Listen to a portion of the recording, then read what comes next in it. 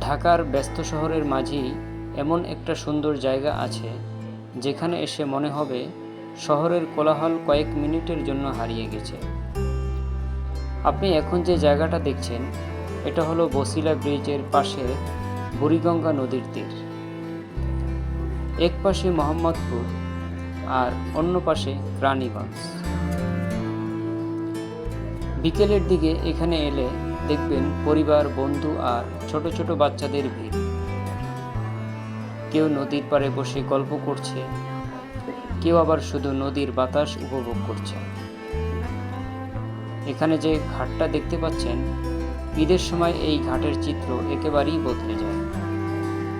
তখন এখানে সারি সারি লঞ্চ ভিড়ে আর হাজার হাজার মানুষ নিজেদের প্রিয়জনের কাছে ফিরতে ভোলা, বরিশালের দক্ষিণাঞ্চলের বিভিন্ন জেলায় যাত্রা করে।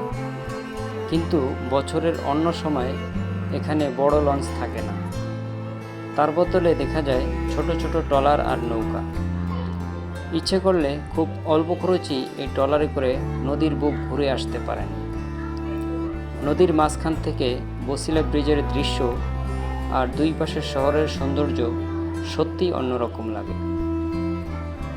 অনেকেই শুধু সূর্যাস্ত দেখার জন্য বিকেলে এখানে চলে আসেন, কারণ সূর্যের আলো যখন বুড়িগঙ্গা নদীর পানির উপর পড়ে তখন পুরো পরিবেশটা যেন আরও সুন্দর হয়ে ওঠে।